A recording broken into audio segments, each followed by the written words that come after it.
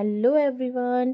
देवउठान एकादशी के दूसरे दिन सुबह में हमारे यहाँ रिवाज है कि हम तुलसी के पास बच्चे घर में जितने बच्चे होते हैं उनको बिठाकर और फिर उनकी पूजा करते हैं और उन्हें उसी अनाज जो 5-7 अनाज उससे घर भरते हैं उसे उठाकर उसी से बच्चों को हम लोग परसते हैं।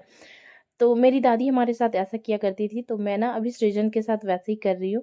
और सृजन की है मूड ऑफ, क्योंकि अर्ली मॉर्निंग उठा दी हूँ तो ये बिल्कुल भी एकदम इंटरेस्टेड नहीं है, वो भागना चाह रहा है और उसे भी चाहिए लड्डू। तो मैं बोली पहले मैं तुम्हारी पूजा कर लूँ, उसके बाद फिर तुम लड्डू खाना, ठीक है। तो उसके हाथ में भी प्रसाद देने वाली थी, बट वो खा जाता है, इसलिए मैं प्रसाद ना देकर थोड़ी सी उसके हाथ में चावल डाल दी हूँ और बोली चुपचाप से बैठ जाओ।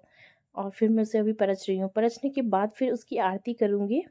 उससे पहले देख लो आप उसकी मेलोड्रामा।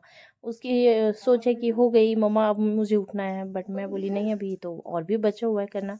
तो फिर मैं यहाँ पे आरती कर रही हूँ। आरती करने के बाद फिर उसे भी प्रसाद दूंगी और बोलूँगी प्रणाम करो। प्रणाम करने के बाद फिर हम लोग प्रसाद खाएंगे। उसे मैं समझा रही थी, बट वो सुनने को रेडी नहीं है। वो पूरा एकदम क्रैंकी हो गया था, बोला नहीं मुझे उठना है पूरा। फिर उसे प्रणाम करना सिखाई, प्रणाम किया, फिर मुझे भी प्रणाम किया।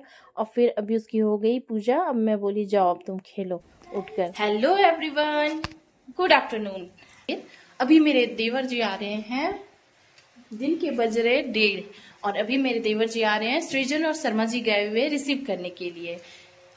देवर जी आ रहे हैं प्रसाद पहुंचाने छठ पूजा की।